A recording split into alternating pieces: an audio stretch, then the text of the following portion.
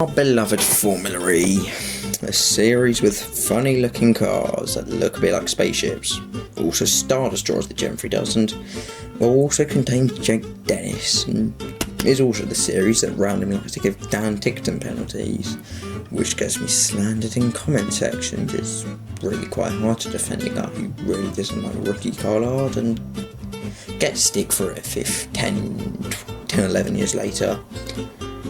Anyway, Formulary's point system over its 12-year history has been relatively the same. The standard 25, 18, 15 points format that most FIA sanctioned championship halves have. And there's nothing wrong really with this. It's quite a standard championship format. It's an F1, F2 normally, and really it values more on you winning or an outlier finish, like Dan Ticktum winning last year, that gets you a higher place in the championship.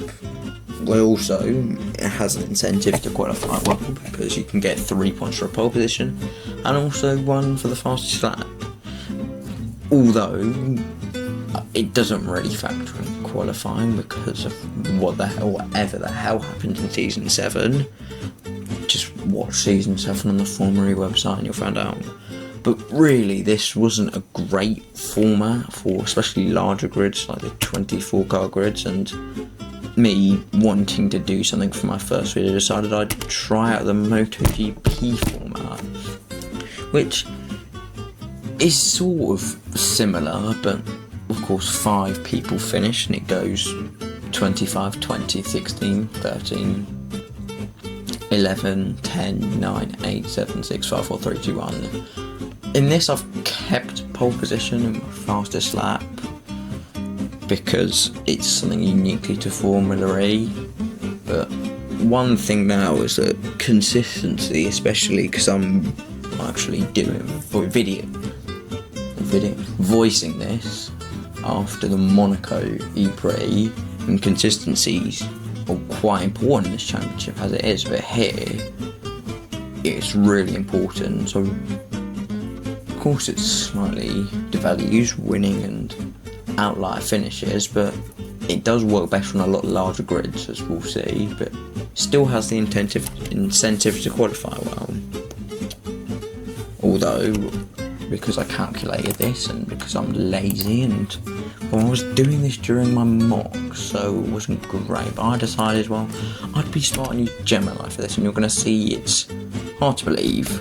So in Gen 1, we had, of course, a Gen 1 cars in the birth of the series. They weren't bad cars, they were originally adapted to be IndyCar cars, but of course you've just ignore Abt and Prost in the corner over there. But in Formulary's first season, you had PK, B, and Boulangerie and Degrassi. And of course, because this was the first series, and for reasons I don't know, some teams decided they wanted to, well, especially Andretti wanted to run like 8 drivers in 7, 8 drivers for no reason whatsoever. Meaning, if you look at Formulary's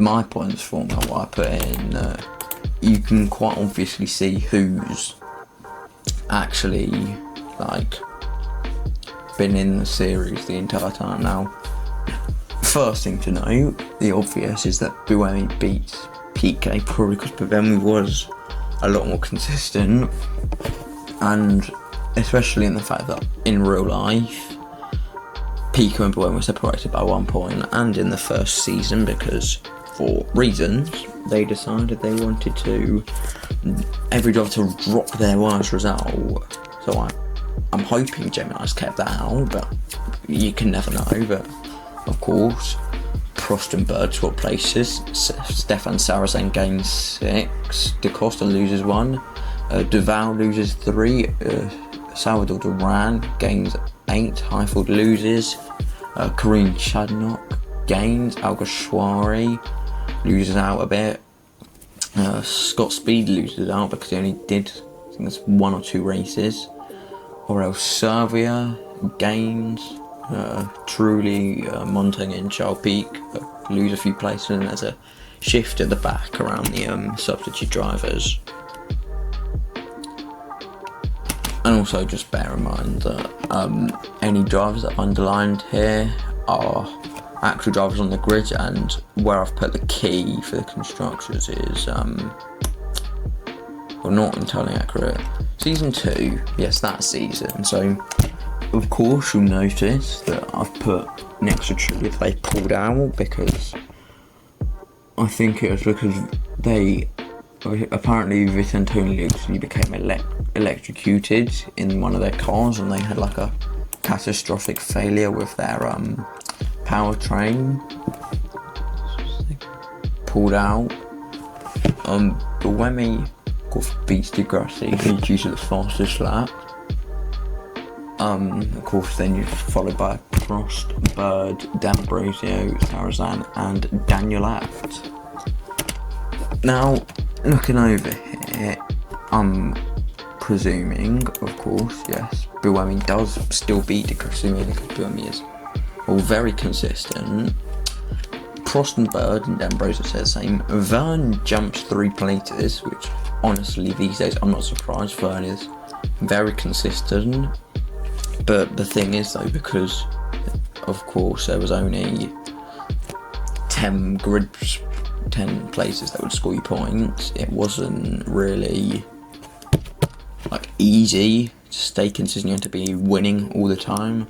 And of course, looking further down the field, I don't know why Martin Huaz gained 1, he just stayed the same, but I guess props to Marius and Silvestro and Berthensthorpe, and the entire championship has really stayed the same, to be honest. So yeah, of course Buemi takes both season 1 and season 2. Yeah. To season 3, and with Degrassi, of course, beating Buemi at Montreal, it was, and so he beats Buemi. Rosenqvist follows him, as well as Bird, Vernon, the Shachicha, and Prost. Of course, then Highfield, Daniel Abt, who in the original format got the funny number. Lopez and Sarrazin running out your top 10. In the MotoGP style format, Degrassi beats Buemi still, and the top 10 stays the same. Turvey and Piquet swap. It's always nice to see, because I like Oliver Turvey. Da Costa gains 4, which, you know, props to him. The Andretti those days was pretty useless. Adam Carroll gains 1. Esteban Gutierrez gains 1, which is probably the only praise he's going to get in his career if I'm remembering back to F1 2013 and 14.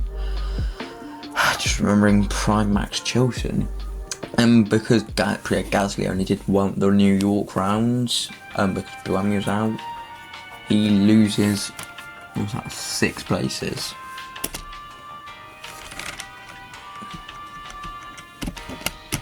Of course, Degrassi becomes the only second winner of the championship.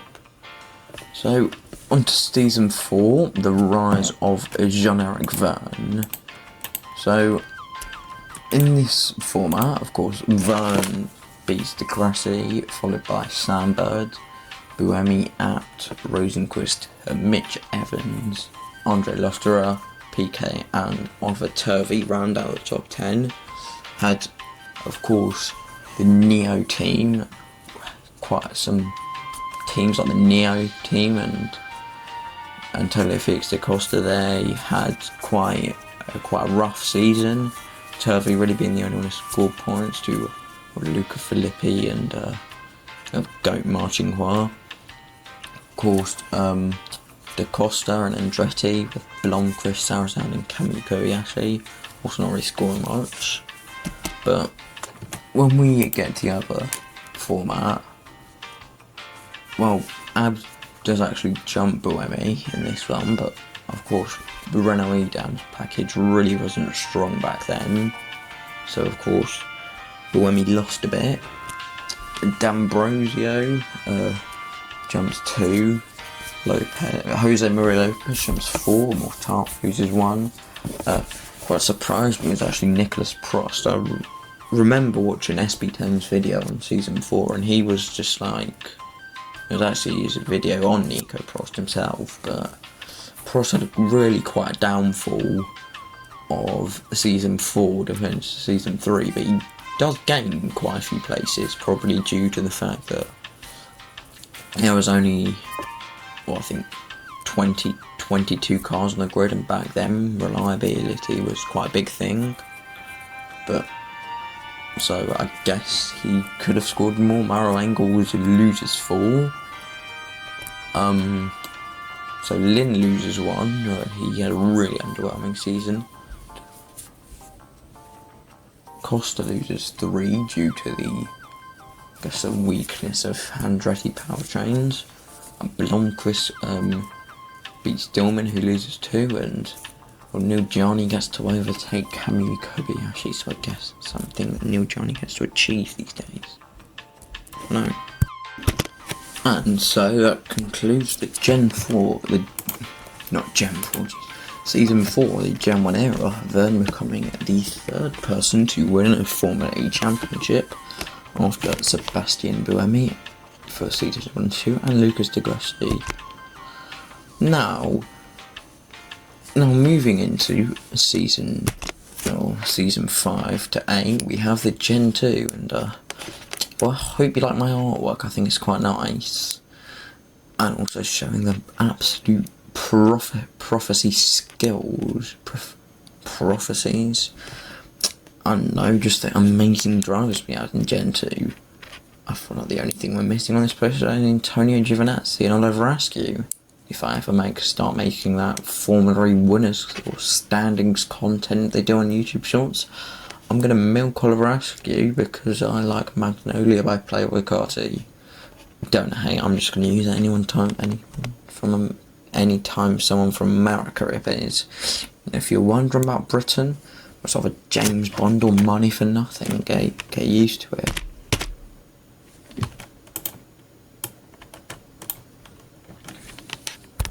Okay, so moving into season 5, we had a 25 drivers competing. We had Verne beating Sebastian Buemi, Lucas di Grassi, Robin Franks, and Mitch Evans for the title.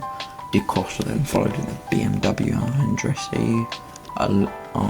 Behind then was Daniel Abt, Andre Lotterer, Sam Bird, and Oliver Rowland, who completed the top 10. And after that was the Mahindras of Pascal Wehrlein, who also made their debut. Oliver Rowland returning after he made a one-off appearance, I think it was season 2. Of course, Wehrlein from his F1 outing. Stoffel van Dorn also joined the series. Like Wehrlein, he didn't really kick off an F1 career. And Maximilian Günther came in for Formula 2, and that was really the last of any of the newcomers. Actually, Alexander Sims and Felipe Massa also joined, I liked. But this was really just dominated by... Actually, I really can't see if anyone... Did anyone actually gain anything? No, I think the championship really just stayed the same on Arbash. No, I think apparently it's just stayed. When they have it, just doesn't say. Of course, you can sort of see for yourself, but I didn't put them in here. But I think Evans beats Franz because Evan was a bit more consistent. I think quite tough with Season 5 is that nobody was really consistent because of just how chaotic it was. I just don't think people really... wasn't really a sort of consistent driver. Lotterer comes up from 8th to 6th. Da Costa falls along with Abt. Roland gains 1. Of course, D'Ambrosio gains Sam Bird. SB10's really not going to like to see this.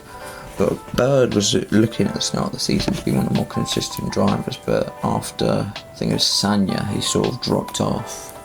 Of course, we see a few changes on the field, Van Dorn gaining, Verline losing, and yeah. So, also I miscoloured Alex Sims in this. So, he is part of the BMW IMJ team, not Mahindra, but moving on to season 6, this is the COVID year as you will. Now, it's quite a weird year because, of course, how dominant DaCosta was. He's like 50, like 70 points ahead of Stoffel Van Dorn because DaCosta was fine in front of every race. Of course, just how brilliant and cheetah power was. He was just honestly able to win so much, and also because even back then with the slightly broken qualifying formats we had,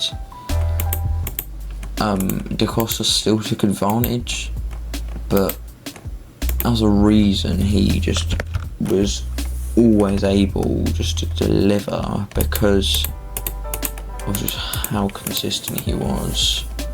But the thing is,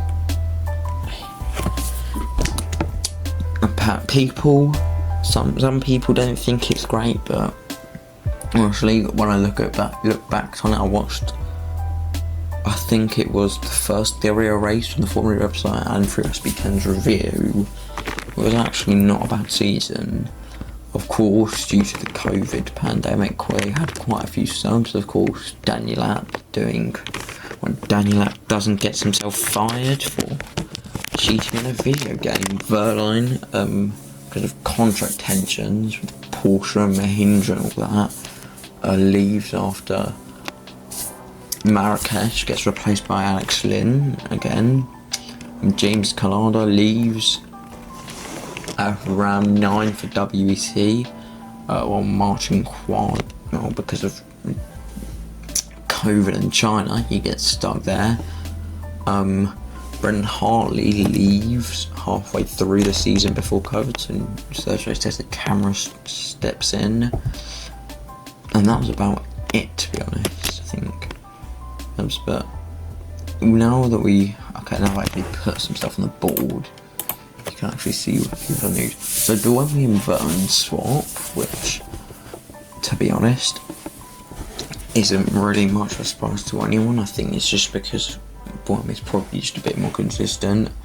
Sam Bird, I don't think SB10's going to subscribe to me, but Sam Bird really didn't have great luck.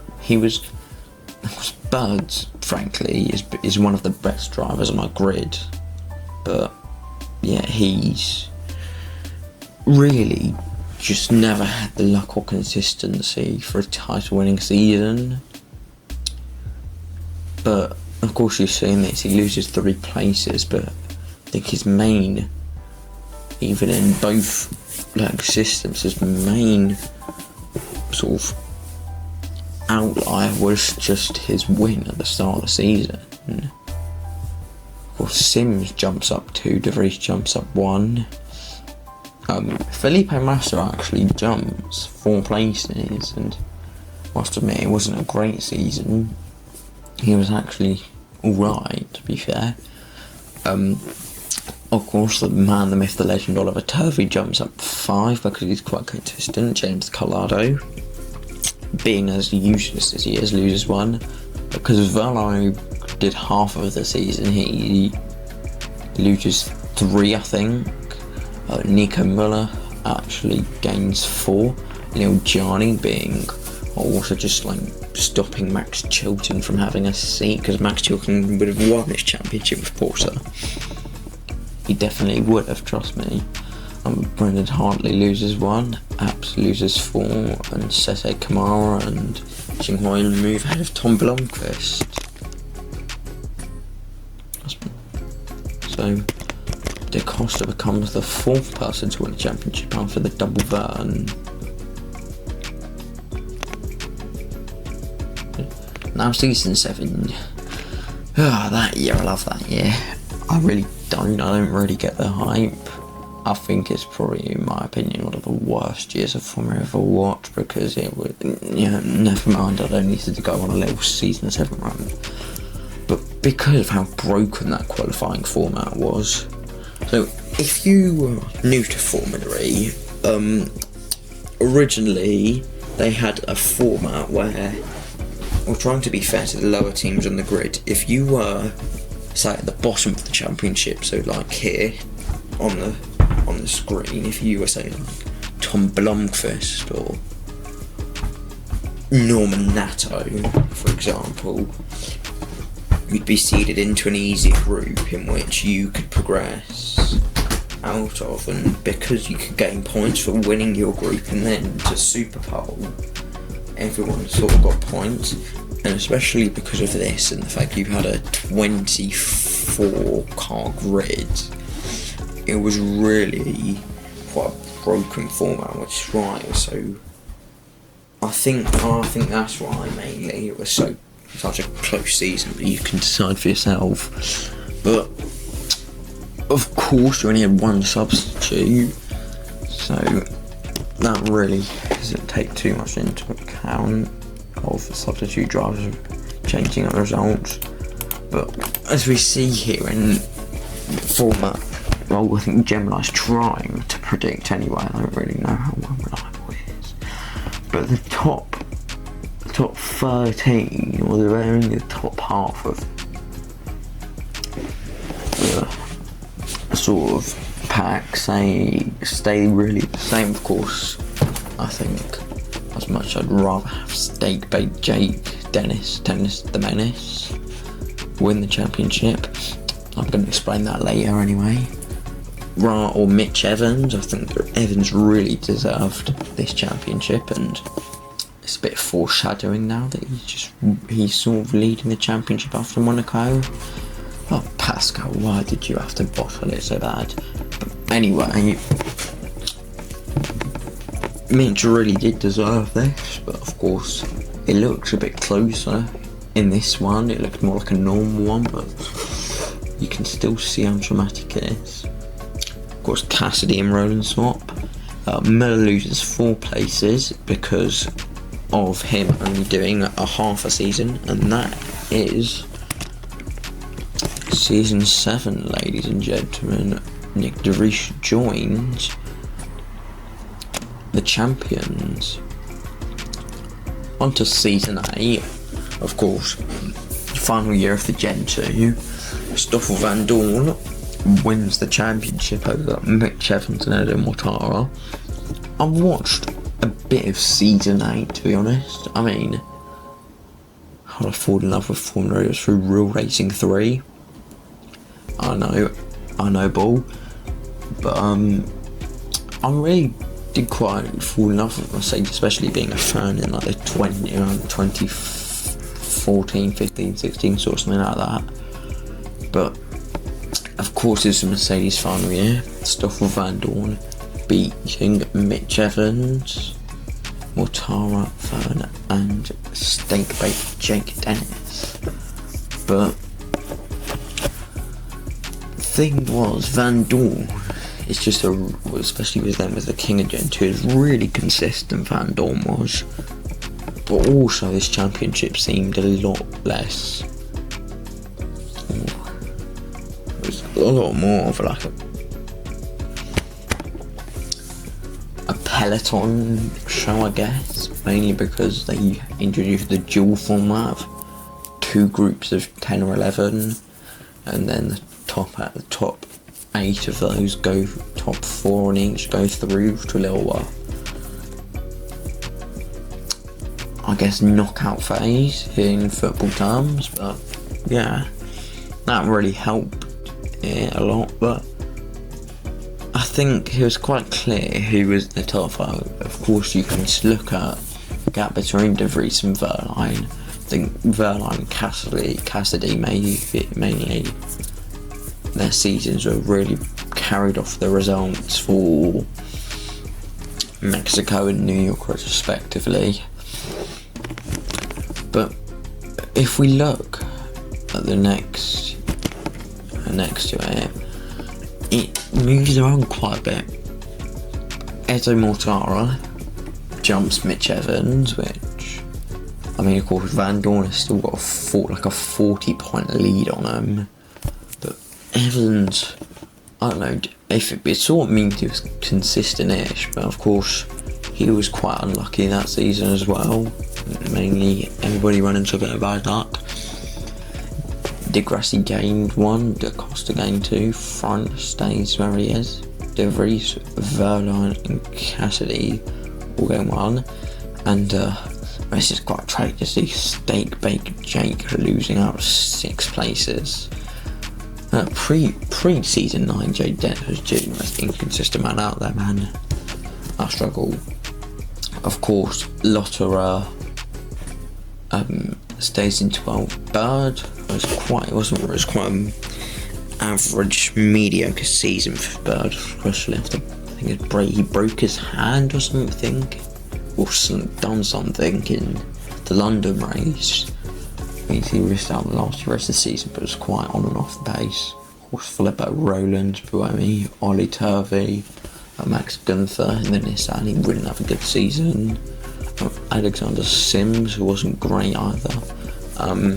My boy Dan Ticktum, he gained 2. I don't think Ticktum's a year. I mean, that year wasn't too bad, but he's still one of the only season 8 rookie to still be here. Of course, Kew Gardens lost 4. I think it's probably something to do with the outliers. The 3 Dragon Penskis are all there. Of course, actually Giovinazzi actually bothered to score points this time. Sete Camera was obviously the better driver, but of course of the whatever clown show they were doing, fucking Penske wasn't really a great powertrain, was it? You can watch SP10's video, I think it's the Antonio Giovinazzi season from hell. I'll tag him in the description if you want to check out his channel. And Normanetto, because he only did 2 runs like Fennis Jazz, is at the back. So after this, Van Dorn joins the champions and we move into season 9. I really hope you enjoy the graphic design. Of course, you've got my friend Jake Dennis of Star Destroyers, Pascal.exe, a little reference to the fact that he's a computer. He seems, well, in his prime, he seemed to feel no pressure. Pressure's measured in Pascal's, and the fact that Pascal's even a computing language, and of course you've got the depression corner. If you watch season 9 or season 10, you'll probably understand why Nick Cassidy and Mitch Evans are there, but if you don't, I'll just spoil the story for you. These two have a habit of bottling it, so why, what's the point, guys? Well, that's Nick's title chances going down the drain in London. And or if you just listen to well, here's where I explain Steak Bake Jake. I don't know how I came up with it, but if you listen to Ice Cube's song, I think it was You Know How We Do, I think it was, you'll hear he says Dennis the Menace. Unknown P, you know, the posh rapper guy, fire in the booth, he says, doing up tennis. Call man Dennis, I'm a menace. And then of course you've got season 9 Berlin. Oh wait, super late on the brakes. Dennis, no. Dennis has thrown it into the barriers. How he didn't wipe out everybody else, I do not know. But Dennis, a menace down at turn 6. Yes, see, they even got Dennis the Menace himself. And also because it was in Racing Harry's video, you can check, just type in, I don't know, I can't really tag him, but it's Racing Harry FE, and he made a video on the London E-Prix 2024, and he calls him Dennis the Menace, but why do I call him Steak Bake Jake Dennis Tennis the Menace, which I created really on. If you know Formula E, you might have heard of the current lap, Carl and Corey. Carl did a live stream about Formula Legends, and if you go to the 1 hour mark or something, I will probably, it's in Tokyo, I might say something about Steak Bake Jake or something, but it really is awesome because I just fancied a funny nickname for Jake Dennis, to be honest, and I thought him not having his brakes fell was quite funny, to be honest.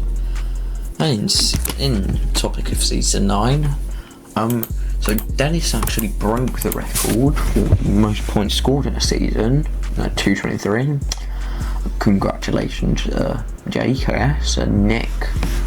Well, Nick just probably punched a couple walls after that because of whatever the hell he went through. Evans was in third, followed by Vern, Buemi, Max Gunter. Also, if you look at that stream, in Shanghai, I'll probably talk about the Johnny English scene. If you've watched Johnny English, you might know the Gunter scene. I'll probably talk about it in another video, I'll show it, but of course then followed by Sam Bird, Antonio Felix da Costa, and the useless one, also known as Norman Neto.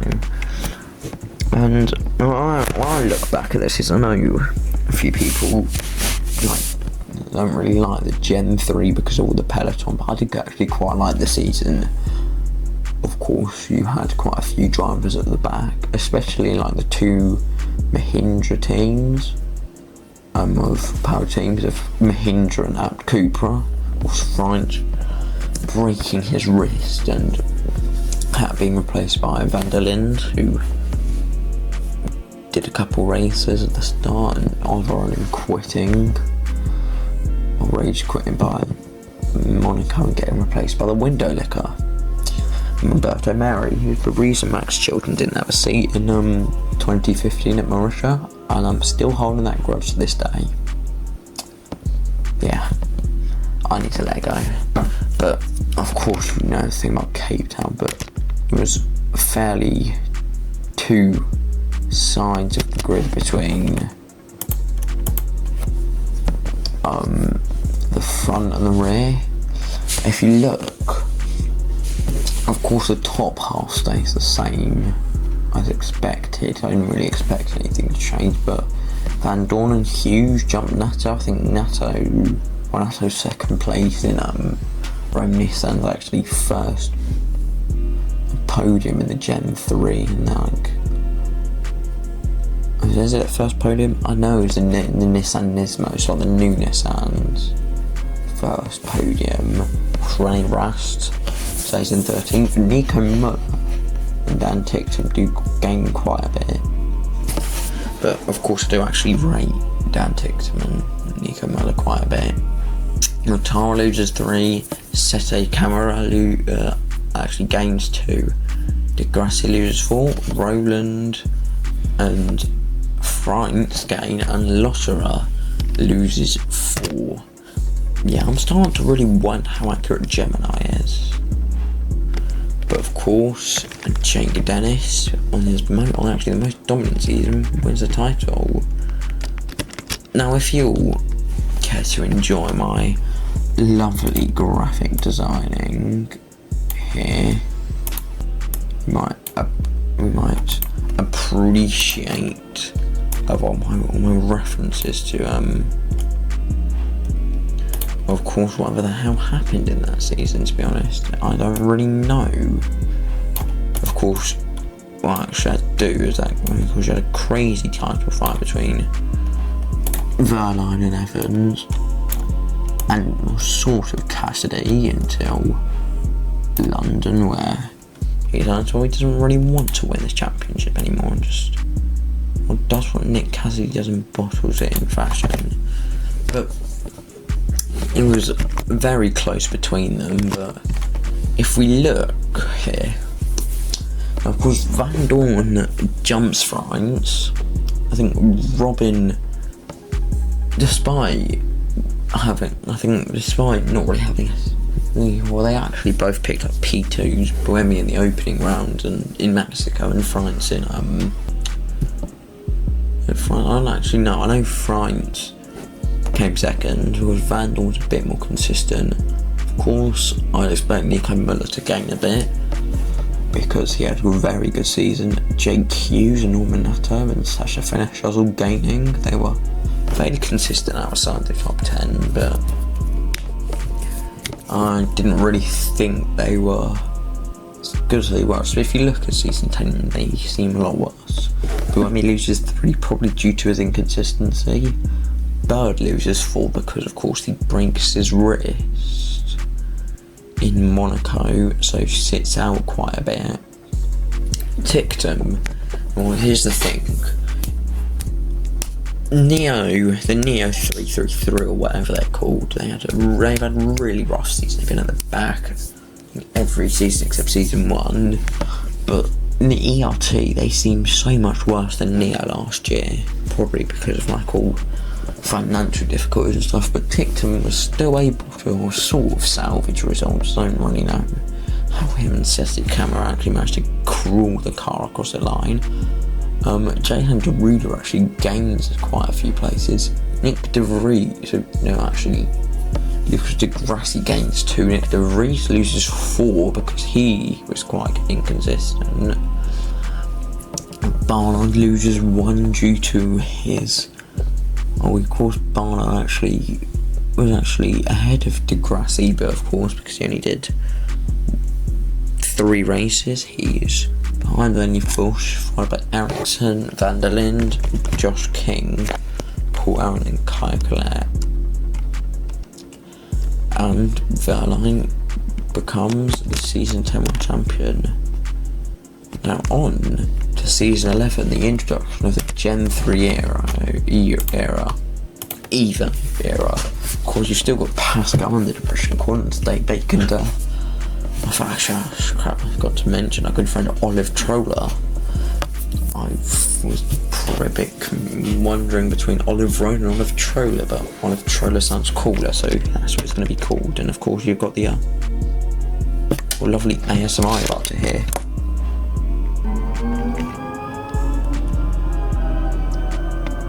I know music to my ears, right? But so season 11 was a bit weird. It's a bit like this season, to be honest. Of course, it's not really like this season, but Roland was, I think, if you go through the season, Roland was obviously the man to beat. Verline, Barnard and DaCosta were his main rivals, of course, because they were out of the points a couple times. In the points, Verline only got 1 win. Cassidy's got 4, but especially at the start, his car was absolutely nowhere, like Evans. Of course, Vern was quite consistent, so was Dennis. De Vries and Mortari quite good season, as well as Ticktum, who finally got a car that worked. But okay, this is where I start to not trust Gemini. Roland, Verline, Cassidy, DaCosta looks pretty normal to me. I think Pascal was a bit more consistent than Nick, so he probably would have beaten him. Mortara it's not too far off, I think, but Evans gaining 7. Okay, I might use Gemini again because I don't think it could really count, or maybe I just didn't understand what I was trying to get it to do. Dennis loses 1, Gunther gains 2, Buemi gains 2, Van loses 5, probably because he was inconsistent only within the points, really. I don't know how he's less than 5. Degrees loses 4, Ticktum loses 3 to his outlier, Muller gains a bit, Van Dorn loses, Norman Nato gains 4 from his P20 finish. Degrassi loses 2, France loses 1, Barnard stays the same, and Hughes loses 1. Of course, David Beckman, Zay Maloney both gain, Drogovic and Sergio Camera lose because they're substitutes, but Okay, so Roland won, of course, and if you look at our difference, there's only actually just, well, it was only really Sebastian Buemi at the start. This video was really sort of just, it was sort of just an experiment I wanted. So I'm probably going to start making a bit more formulary content now that my year 10 mocks are over and stuff. So yeah, this was just a little fun little experiment. Or to sort of make a video, and yeah. Of course my voice quality is probably going to be a bit worse than I actually have a microphone, but so I'm doing this on a video on my phone. But anyway, hope you enjoyed. Yeah, I'm probably gonna make a bit more content in the future. I'm gonna maybe next weekend I think I might start making the by the time this releases. I don't know when I'm gonna release it. I still need to edit it, but when I'm recording this I haven't edited it at all. But yeah, I'm gonna make a video on the different circuits, the one I want to do for Gen 4, maybe drivers, and maybe a bit more football content, and maybe in some of my Max, Chilton career. But yeah, that is that's us done for today. Well, thanks for watching. I'll see you in the next one.